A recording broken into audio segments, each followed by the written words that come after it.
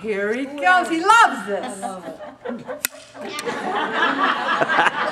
Tonight we're going to talk about ways to calm an anxious spirit. Now there's a lot of New Age philosophy, etc., but I felt that this really had some interesting things because the whole breathing. Whenever I get upset, I notice that I forget to breathe. I'm like, you know, I managed to shove the chips in so I didn't choke to death when I was forgetting to breathe. But now when I'm trying not to eat the chips, the deep breaths, you just stop and go, okay, let me breathe here.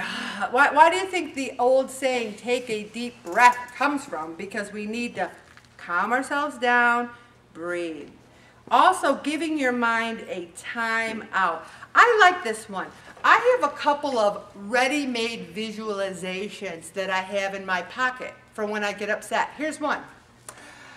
I'm sleeping and I wake up and I'm in a room and there's people there. And one guy's got a folder, and in it he's got a check, cashier's check, for every one of my debts. He goes, I want to give you this, Ellen. All your debts are paid for. Then another guy says, this is the future, and we've got some amazing technology, and we're going to give you a complete body lift overnight. And I'm just sitting there visualizing it. And then they gave me a big box. They're all unmarked $20 bills that I can use forever. $1 million worth of 20. I just sit there in the future and I'm all this. It's a ridiculous visualization, but when I pull it out, I find myself engrossed in it. And then what happens? And then what? It just calms me down. Now this is something like we got the prayer. I'm not saying forget about the rosary, go to the future and get a body lift. No, but have a couple of those winning the lottery, and don't win the lottery and then get in a big fight with your family and your mind and fight over the money. No, we're trying to get away from stress. Imagine the beach, the lawn chair, reading a good book. Get a couple all ready for when you need it. Don't try to make them up on the spot.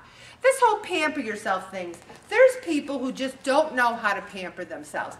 I never had my nails done. I never got a pedicure. And now I do it. I kind of feel a little weird there. Like sometimes I'm getting my nails done and I go, I wish this would hurry up and get over with because I feel like really stupid getting my nails done because I'm wasting all this time and what about the money and I really shouldn't do this.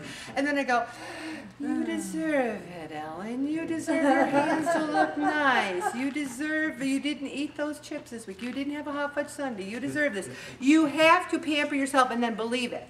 Also, one of the things I like, it talked about taking a walk. So often we think of taking a walk as, oh, I gotta exercise. Whatever happened to, I just want to enjoy the fresh air and I want to get out and commune with nature. Don't even think of it as exercise. Think of it as a time out for you to pamper yourself. Also, this is one that I want to really tattoo on my forehead. Get your ducks in a row before reacting. That whole knee-jerk thing. You said that and I'm going to say this and that happened and I'm going to do this. Or when someone's telling me their problems, the first thing I'm doing in my mind is trying to solve it. Oh, they got a problem. Oh, what can I do? What can I do to make it better? You know, and now what? They want to tell you your problem. You go, oh my gosh, oh wow, oh. And what are your plans and what are you thinking? You don't, because someone's telling you their problem, it doesn't necessarily mean that they're now giving it to you to solve. You know, if someone says, you know, all I need is $1,000 to pay my bills, are you getting out your checkbook, writing them the check? You know, what you're there for is say, oh my gosh, yeah, it's tough. Oh, the economy, I know, yeah. We need to get our ducks in a row before we respond. Even if you are going to help them, think about it for a day or two about what you can do. Also the boundaries. You know, at work, everyone goes into the break room for the breaks and at lunch. And I'm on this computer frantically doing this work all day and I'm talking to doctors and I'm trying to help people out. Sometimes I just want to go be by myself and eat my yogurt or eat my fruit. Not that I don't like everybody, I like them. But sometimes I just need a little space. That's not bad, especially for people with kids or elderly parents or issues or whatever. There's nothing wrong with saying, I just need to be alone. And think about that. Do you have enough alone time? Also that critical voice. I hear your critical voice every week at the scale. I did this, I was bad, I ate that, I went there, I did this, I had that. We need to say, you know what? That was my week. Now this is my next week. We got to stop being so mean to ourselves.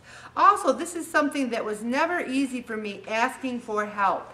Now when people say, Maureen and Yvonne say, can I help you with the copies? Absolutely. Or someone will say, can I help you with this? I'm like, that's great. I think there's nothing wrong with getting some help. Also, the spiritual retreat. Who's gone to a retreat at Christ the King Retreat House or Stella Maris? I went to a retreat at Stella Maris once. It was the most wonderful weekend. I was went by myself, and I prayed. The food was great, though. It was pre-Prio. Let me tell you, I was sitting there going, "Oh, this is good food," you know. But you got to be a little careful with those retreats if it's the food's made by very good cooks. But we need to sometimes go. That woman's retreat. Anyone signed up for it? I'm going to go. That woman's one in October. Yeah. All right, let's talk more about it. I'm going to write a little thing put a little thing out. It's at the downtown. Just going, even here, coming here and talking about our problems or talking about God. That's a little retreat. When you don't come. Even if you watch it on the blog, it's not the same as being there. It's kind of like going to an SU football game. You can watch it on TV, maybe even get a better seat. But there's something about being there in person. There's something about the team and the beer and the hot dogs. No, I didn't mean those, but something about being there. And I think, like, when I went to a Bills game, I loved it. We went to a Yankees game. It was awesome. Yeah, you can see it better on TV, but that whole thing. So don't think I'll just watch it on the blog. Really try to get here. Now, these letting go affirmations, I think people think of them as a little bit of foo-foo. That's a nice word for other things I could have said, foo-foo. But what it is if you say it, you believe it. Every day people at work say, how you doing? I go, fantastic, I am fabulous. I'm just great. I never say, can I tell you a little bit about my problems here, about this or that or this or that? I'm great. I learned that in sales. You smile, you dial. They'd say, how's sales going? I could have been in the toilet. I could have been ready to get fired, which never happened, but I could have, and I would have went, fantastic. If you say it, you believe it. You say, I'm worry-free. Worry-free. You say, I say goodbye to things in my life that are blocking my spiritual growth. I used to have all these plates on my kitchen wall. People would give them to me, plates. You know, they'd go, so here's a plate. It got to the point where it looked ridiculous. There must have been like 100 plates on that kitchen wall, but I always had them there. And I looked at them one day and I said, do any one of those plates mean anything to me? If something happened, if it broke right now, would I cry? I took them all off the wall. I sold them at the flea market. And every time I look at the wall, I feel a little freer. I feel free without those plates. Now, I'm not saying to go home and get rid of your Hummel collection. I'm not saying that. But if you do, I'll take it. But you got to look at what you got and say, is it cluttering my mind? Do I feel like I can let go? I love to give people things.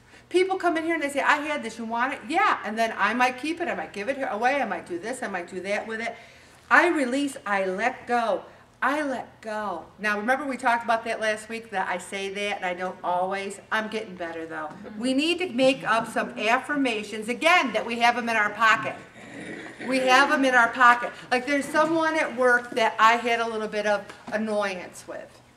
I thought that, you know, I don't know if they're going to see the blog, so I'm choosing my words carefully. I felt a little annoyance. That's a good way of putting it. So then I went home and I said, boy, Jesus made that person. He loves that person so much. I really like that person. I think that person's really super.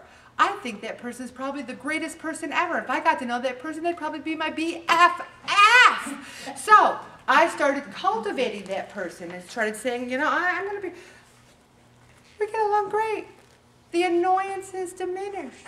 And why? Did she change? No, me, my perception. And that makes me happy that I can change my stripes at 56 years old. If there's your reaction to something, I could have made it bigger. I could have said, oh, I'm going to say this to that person, and they can say that to that person. Instead, I let it go. That's what we need to do. Have that chaotic monkey mind. What about this? What about that? Shut it off. I am worry-free. Even if you don't believe it, say it 10 times. We have a story that my college pals and I, if you say it 5 times, it's true. And if you say it 10 times, you were there. You know, when you tell the stories, you know, from back in the day, you tell it 10 times, you were there. So it was like, that's what it is. You tell yourself over and over, I'm worry-free, and maybe by the 10th time you say it, maybe you will be. Okay, Bobby.